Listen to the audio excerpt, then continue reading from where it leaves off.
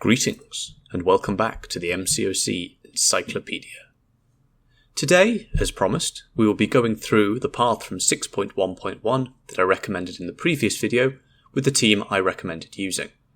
This will allow you to get a little more insight into why I chose this team and how I play around No Retreat. It will be much more relaxed, but I still suggest you go and watch the other video first if you haven't already, as it contains a lot of key information around this quest. And with that, let's jump in.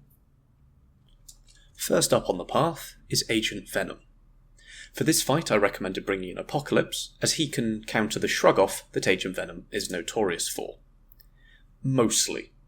In this scenario, Apocalypse does what Apocalypse does, and reduces Agent Venom's ability accuracy for shrug-offs by 100%. However, the node here does give Agent Venom a little bit more ability accuracy, so we have to watch out for that. As we'll see in just a moment, I'll throw my special 1, there we go, and he shrugs off my poison. Rather annoying. However, with Apocalypse's special 2, we can actually inflict a concussion. Oh, top quality gameplay. That concussion will reduce Agent Venom's ability accuracy even further, and once that goes through, we won't see a single shrug off from him for the rest of the fight. And there comes the second one. Yep, tenacity on the bleed. Very annoying. The first special one I forgot how to dex, and so we'll be working with quite low health for the rest of this fight. As you may have noticed in the previous screen, my team is slightly over-leveled for this content, but that is just because I don't have them available as 5 stars to bring in an appropriate rank. I don't really want to have to rank a whole team for each quest in Act 6, or there's going to be a lot of ranking to be done. Nevertheless, I have brought in Apocalypse here as 5-star rank 2, just to show that it can still be done, and this is how I play around the node. So, there we go, we take a bit of block damage there. It's about 300-400 damage per blocked hit, which is significantly better than the 5k or so that we would be taking from No Retreat if we were to double dex the whole thing. So I just choose to block it. Apocalypse's weakness from his special 1 helps even more. Yeah, there you go. Tickles. Helps even more in that front as we can reduce his damage output even further. If I had a bigger Apocalypse, I would just be spamming special 1 here for the damage, but because I'm using a much lower rank Apocalypse, I'm actually going for the special 3. This will make all my debuffs permanent, so I don't have to worry about them, and it doubles their potency, so a bit more damage over time, but also cranking up that weakness so I take even less block damage. If I trigger No Retreat, that weakness doesn't matter, because that damage isn't affected by the weakness, but it will still help on the block damage. And if I trigger No Retreat at this point, I don't have enough health to survive it. Stand Your Ground coming in clutch, excellent mastery, allowing me to resist his heavy. It's only a 50% chance and can't be relied upon, but still really useful. At this point I'm starting to panic slightly because I really need to get that special 2 out of him without triggering No Retreat, but luckily he throws it there, but I do have to block both hits. Weakness is very, very helpful. All 4 debuffs, and Apocalypse is just special 1 spam. Pop, pop, pop. The damage is okay, but I'm really starting to worry about my health. Go for some more bleeds there because I can't remember why. Block another special 1. Going for 1 combo, is that enough to a special 1? Not quite. We get the parry off. Heavy into special 1. And there we go. That's enough to close out this fight. As I said in my first video, if you are struggling on this fight or don't have a decent counter for it, you can go in and out as required. It's 3 energy. Go in and out until you can get it down. First fight on the path, don't worry about it. Don't throw loads of resources at this fight unnecessarily. Up next, we've got Red Skull, and here I'll be using Venom Pool. The primary reasons for this is because Venom Pool is a villain, which means I can still generate power against the villainy node. If I was to bring in a hero here, no power at all, which can be quite damaging for some characters. And also because of the insane regeneration we can get off our special 1 against an opponent that has armor. At this point, Red Skull doesn't want to throw a special 1, so I just dex and dex and dex, and I really don't care about how much damage I take as long as I'm still alive, because I think here, yep, we go for our first special 1, 1, 2, and 3 regens, and you can see we're regenerating for 1500 per tick. So even though I'm degenning, and I hit his block to take even more damage, I just heal. I purposefully block his special 1 there to show the aspect of death, the node that will kill you instantly, doesn't work against blocked hits. It has to be a direct contact hit, so one where you don't block it. There I go for the heavy to get my, was it vicious buff? Yeah, the little yellow one on the second line. That'll increase the potency of my damage over time effect. So ramping up Venom Pool really quickly here because I've got lots of buffs to take advantage of, already at 4 Furies.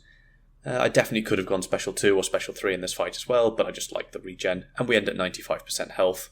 Very easy, very smooth. Up next we have Iron Patriot, and I'll be going for Venom Pool again.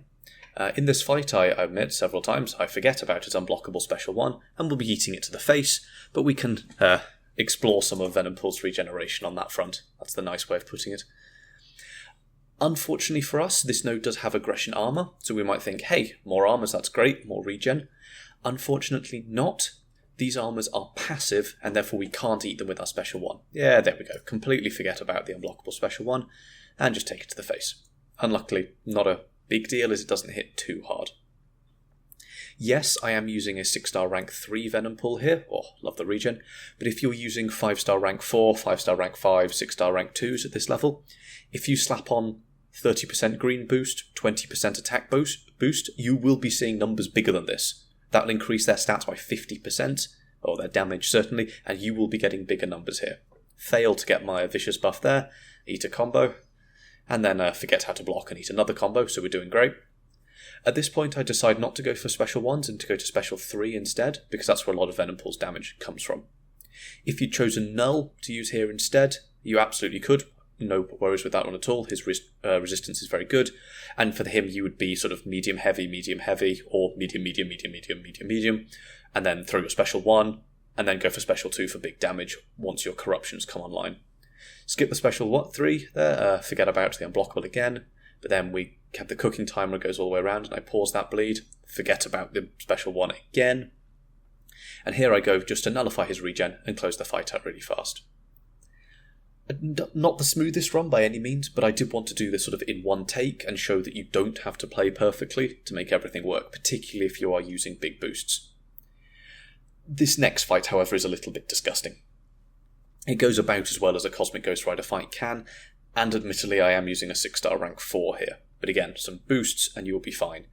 Also, if you decide to use, say you were using Null and you wanted to use them on this fight as well, absolutely would be fine to use some health potions and go and like that. Here we've gone for our heavy, then we go for our light ending combo, then we go for a medium ending combo into our Special 2, big damage off Cosmic Ghost Rider, lots of big yellow numbers. And here, spoiler alert, I'm going to close out this fight in one combo.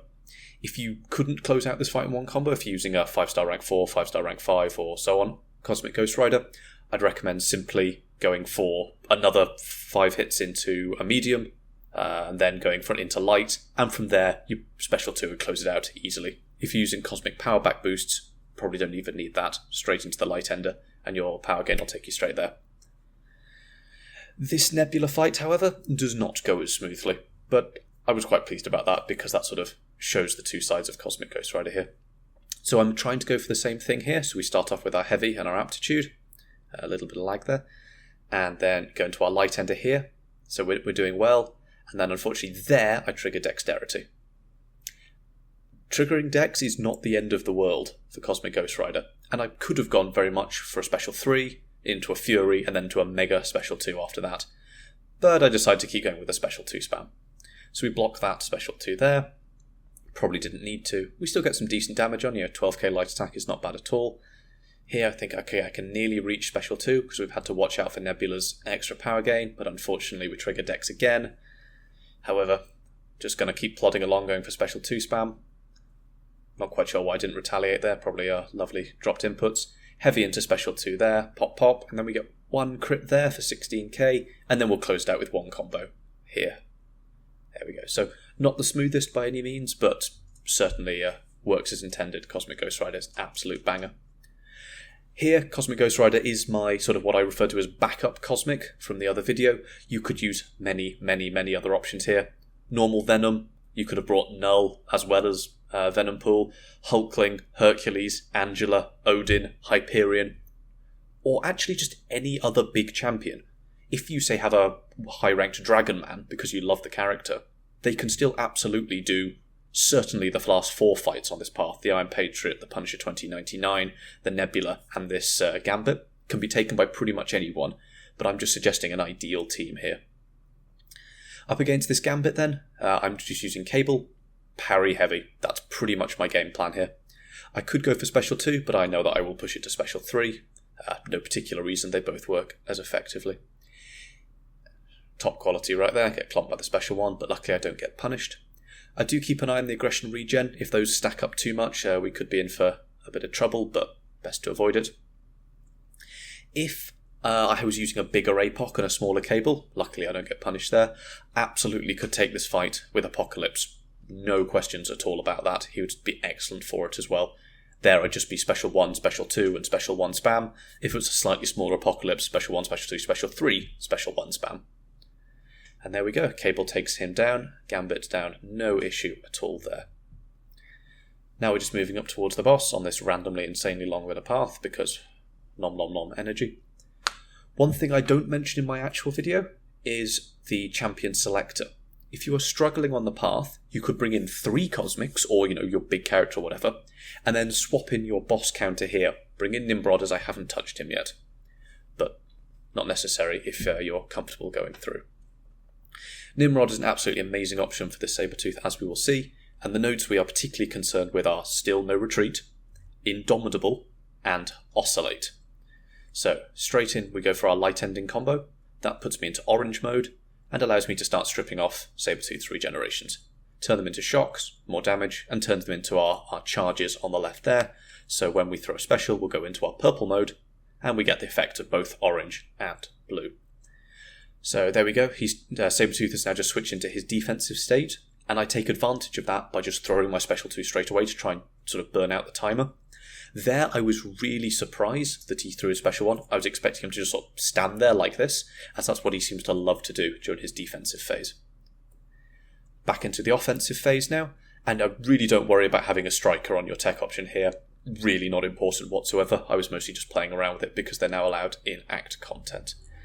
Pop, pop, pop. There we go, and those shocks, and one more combo will tick him down. Absolutely fine. Again, 5-star rank 4, 5-star rank 5 Nimrod. With a couple of big boosters, you will get the same, if not better results. And that's it. That's the whole path for 6.1.1, cleared out, with some of my extra thoughts added in there. If you have any questions, please do leave them below, as I do try and respond to everybody, as best I can, certainly. Hope this helps. Thank you, and I will see you next time.